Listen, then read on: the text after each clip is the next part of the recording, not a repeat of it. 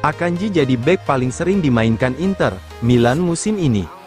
Bek pinjaman dari Manchester City, Manuel Akanji, langsung menjelma menjadi salah satu figur terpenting di lini belakang Inter Milan musim ini.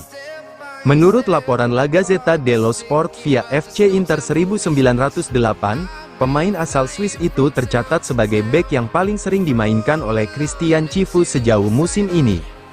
Meski baru bergabung pada hari terakhir bursa transfer musim panas, Akanji tak butuh waktu lama untuk beradaptasi dengan filosofi permainan Nerazzurri.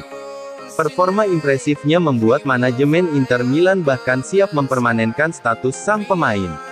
Akanji bergabung ke Inter Milan dengan status pinjaman selama 1 musim, dari Manchester City. Namun, laporan yang sama menyebutkan bahwa Inter sudah bulat niat mengaktifkan opsi pembelian permanen senilai 15 juta euro pada Juni mendatang.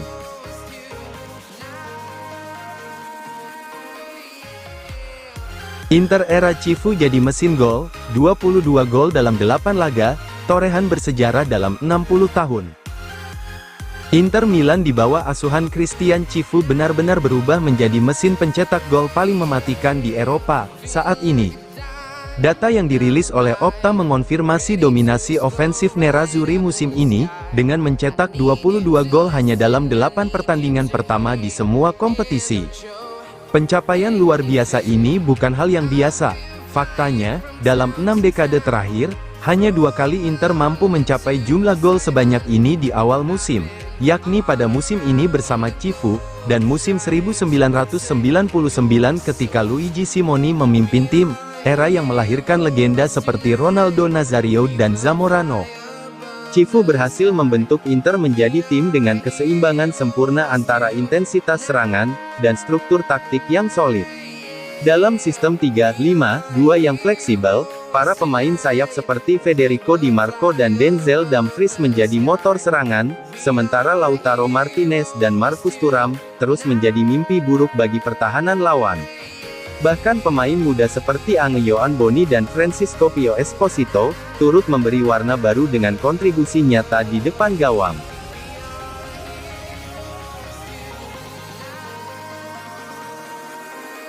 Dumfries mengaku kaget bisa kalahkan Haaland di Ballon d'Or. "Wow, aku finish di atas Haaland." Bek sayap Inter Milan, Denzel Dumfries, masih sulit percaya dirinya finish di atas Erling Haaland dalam daftar peringkat Ballon d'Or 2025.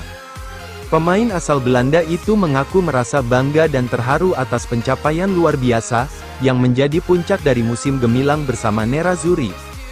Dumfries menjadi salah satu sosok penting dalam perjalanan Inter Milan menuju final Liga Champions 2024.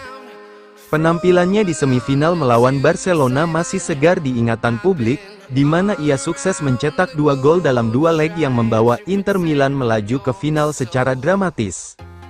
Berkat performa heroik itu, Dumfries pun mendapat nominasi Ballon d'Or, penghargaan individual paling bergengsi di dunia sepak bola.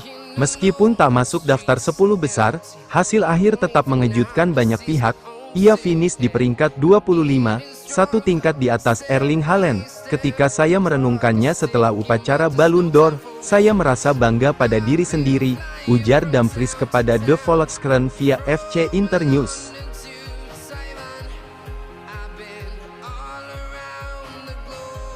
Terungkap, Lazio sempat coba gaet Pio Esposito dari Inter sebagai pengganti Tati Castellanos.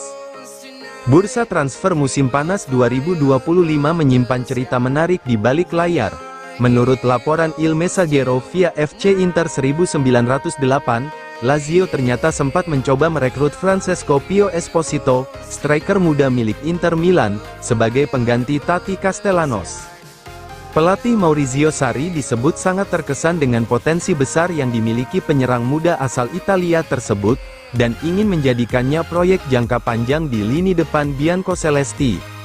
Sejak kepergian Ciro Immobile, Lazio memang belum sepenuhnya menemukan sosok striker yang bisa menjadi tumpuan utama. Tati Castellanos telah bekerja keras mengisi kekosongan itu, tetapi masa depannya di Stadio Olimpico kini diragukan, dengan kemungkinan hengkang pada bursa transfer Januari mendatang.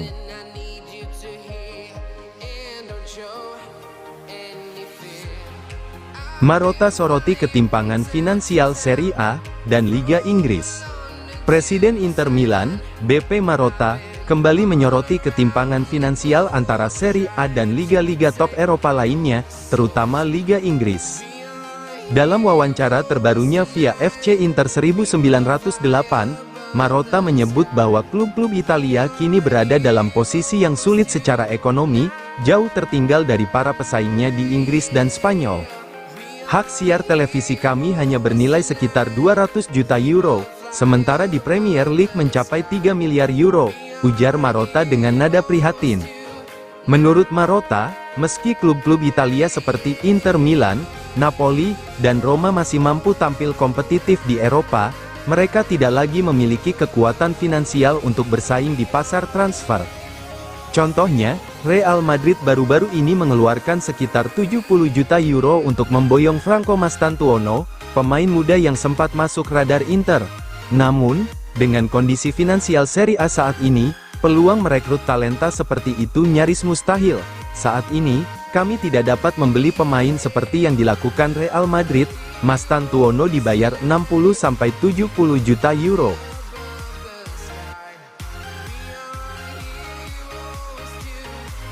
Matic puji transformasi Inter, mereka punya kualitas untuk menekan lawan lebih tinggi di Serie A.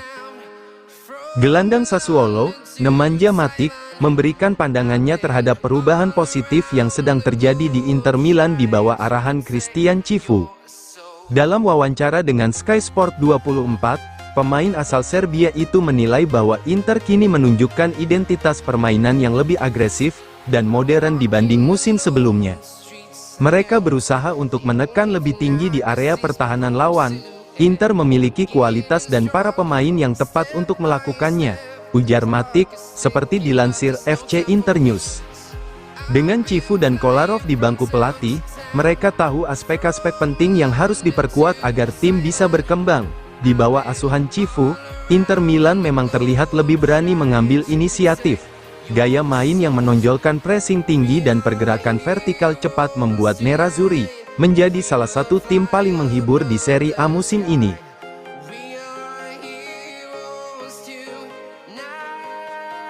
Mkhitaryan dan Di Marco paling terpengaruh usai pergantian pelatih di Inter Milan.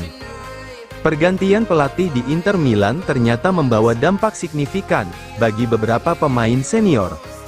Menurut laporan Corriere dello Sport via FC Internews, Henrikh Mkhitaryan dan Federico Di Marco menjadi dua pemain yang paling merasakan perubahan sejak Christian Cifu mengambil alih kursi kepelatihan Nerazzurri.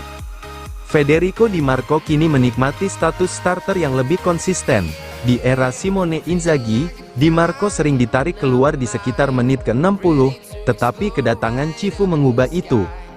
Pemain sayap Italia ini kini kerap dimainkan setidaknya hingga menit ke-80, menunjukkan kepercayaan yang lebih besar dari sang pelatih baru. Di sisi lain, nasib Henrikh Mkhitaryan justru berbeda. Gelandang veteran Armenia ini mengalami penurunan peran yang signifikan. Kehadiran pemain baru Petar Sučić membuat Mkhitaryan harus rela turun peringkat dalam skema Cifu.